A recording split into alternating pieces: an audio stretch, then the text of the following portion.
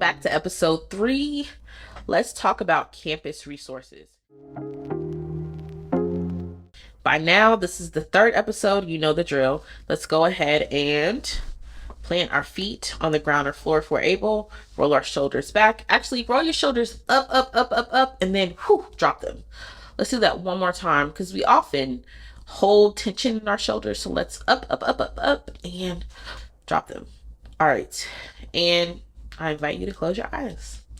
Instead of inhaling and exhaling on a certain count, we will just do a big inhale and a big exhale 2 times. And as you've learned, our intention for our episode today is just to be as present as we have capacity. Now let's go ahead and do a big inhale and a big exhale. Let's do that one more time. A big inhale and a big exhale. And when you're ready, I invite you to open your eyes. And I wanted to check in. How are you? Please drop that in the comments. You know, if I'm looking to my left, I'm looking at my notes. Campus resources. So here are just a few campus resources / buildings that I think will be important to you on your college journey. So we talked about accommodation letters in episode 1. So that is the #1 campus resource location I would encourage you to find. So this is your Office of Accessibility or Disability.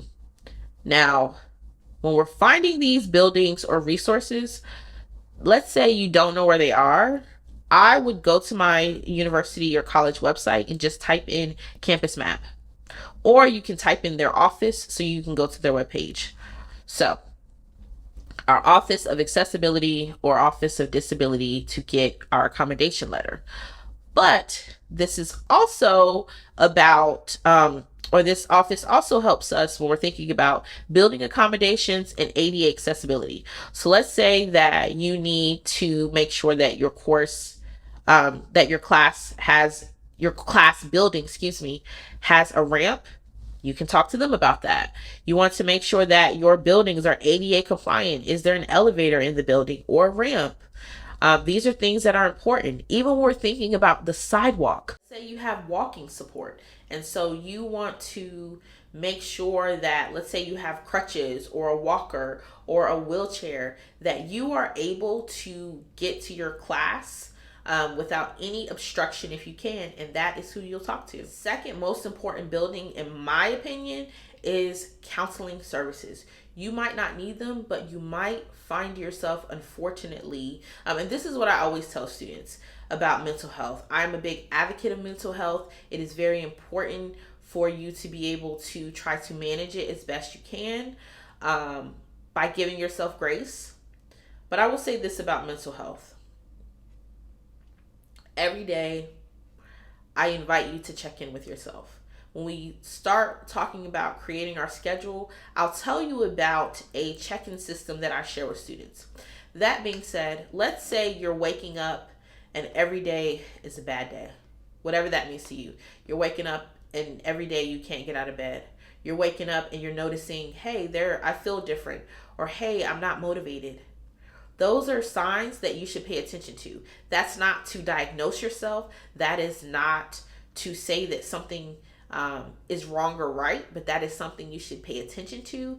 And it doesn't hurt to talk to counseling services. Now, I will say, let's say you're in crisis.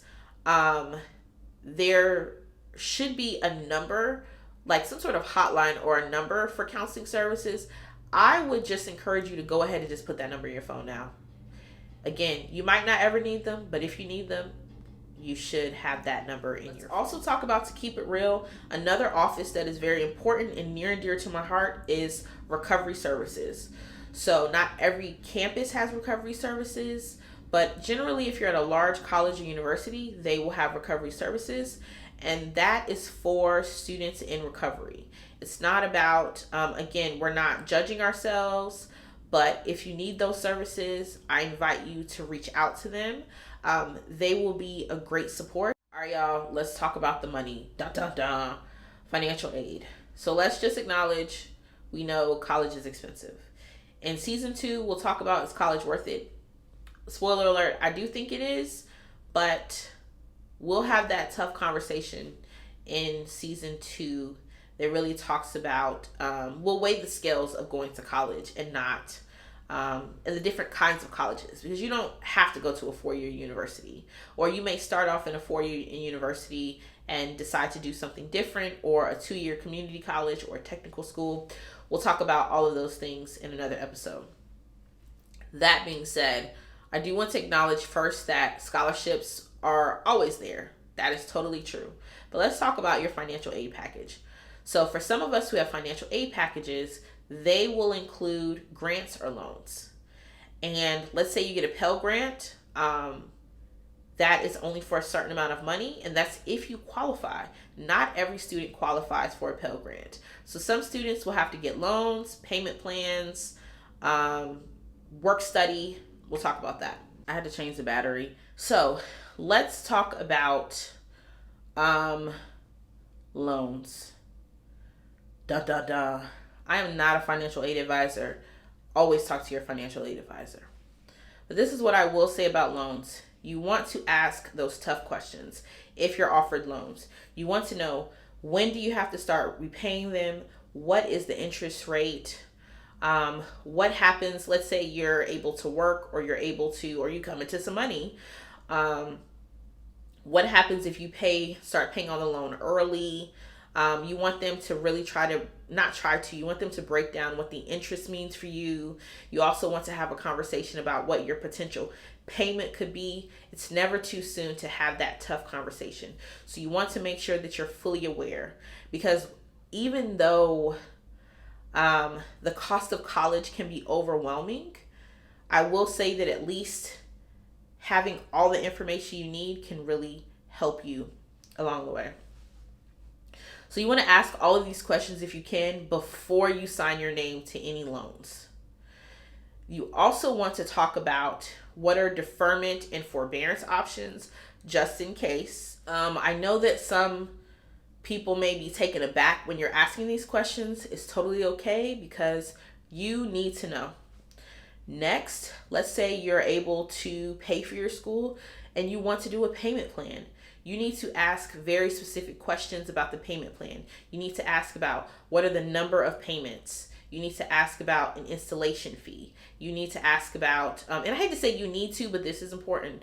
Ask about any late penalties if you miss a payment for the payment plan. Ask about what will bar you from continuing the payment plan. So if you are late, how many days late can you be? You also want to ask, are there any late fees? You also want to ask, and hopefully you don't get to this point, but you want to be as well informed.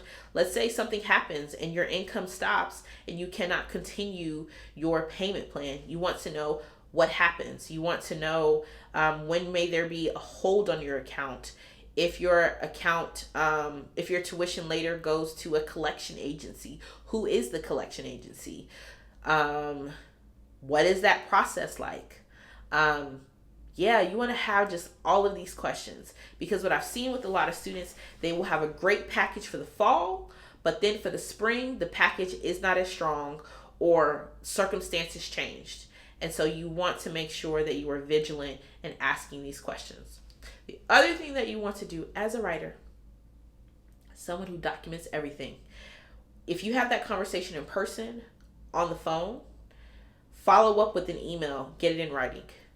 So if you're asking questions about a payment plan, you just want to follow up, because remember, with our email, thank you, or like, hello, so-and-so, your subject could be financial aid package, follow up, or confirmation, or something like that. And in the body of your email, you're going to confirm, I just want to confirm in writing, or per our conversation, or thank you so much for a great conversation. I just want to make sure that I can confirm our conversation details, list all the things. That way you can have it in writing. Again, you may never need it, but at least you have it. About advising. Advising is your lifeline. So a lot of students typically have two advisors. You may have an advisor for your first or second year if you have an undeclared major, and then you have an advisor for your declared major. Now, some of us who are already declaring our major as we, come in as first year students, then you'll generally have the same advisor. But here are some things that I invite you to think about with your advisor. So they are busy, as you know, but they're there to answer questions and to really support you, to make sure that you have all the services you need. Your advisor will help you with what I call a system of services. They are not your end all be all, but they can help you think about what resources you'll need to thrive. And so they are great to help you network in that way. That being said, I would invite you to pre-plan your meetings with your advisor. Even if you're just checking in, hey, I just want to check in, say hello, tell you how things are going, because they have busy times. And so, like right before registration, you may need more than one appointment with them. As soon as you realize, wow, I need to talk to my advisor, try to make an appointment so that you don't miss their window, or so that you don't have to do like their walk-in hours, because some advising departments have walk-in hours, but that doesn't mean you'll be able to be seen to have your detailed questions answered. All right, 2 more offices. Next, our ID office. Our ID office is important because, especially if you're on campus, you'll need your student ID. You'll need your student ID to perhaps get into some buildings, check out books. You might need them to use different computer labs, to check out equipment. If you have a meal plan, your ID might be tied to that. Depending on your college or university, you might have your college bucks that you can put money on it. So you want to make sure that you have your ID. You also want to know about replacement IDs. I also want to know, what are their hours of operation? The last one, which is near and dear to my heart, the writing center. Okay, y'all, I love the writing center. I used to work for the writing center. It's just everything. But I encourage you to find out where the writing center is. You want to find out their hours of operation. Do they have any downtime? Can you do a walk-in? How long is your consultation? You want to find out what are their actual services. Most writing centers do not edit your paper line by line. They'll ask you probing questions. You also want to find out if you can get a consultant that has an expertise in whatever your paper topic is. So let's say you're writing a science paper, maybe you'll get a science person. But I will say, as an English person, writing is writing. Clear and concise writing is writing. The other thing, you want to find out if there's a way that they can let your professor know. It's always good to let your professor know that you went to the writing center. It gives you some cool points. Not just cool points, but from a faculty standpoint, all the students, well, actually I had assignments where students had to go to the writing center, but students who went to the writing center on their own really benefited from the process. The other thing with the writing center, which is really great, is you can talk to them at every step of the writing process. So virtually, you can meet with the writing consultant at every step. So you get your assignment, you talk to them about the assignment. You brainstorm, especially if it's a writing assignment, you can talk to them about your concept map, your brainstorming. Let's say you do an outline, you can talk to them about your outline. Let's say you do a first draft, you can talk to them about your first draft. Let's say you revise it, you can talk to them about your revised draft. Most schools do not have a limit on the number of times you can come to the writing center, so I invite you to take full advantage. Okay, y'all, that was a lot. Let's inhale and exhale, just because I just shared a lot. So let us close our eyes and inhale and exhale. All right.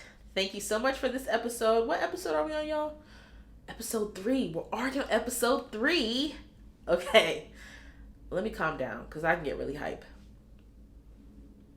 As we say here at Boosie Teaches, in a galaxy of learners, Boosie teaches like Sway. I'll see you in the next episode.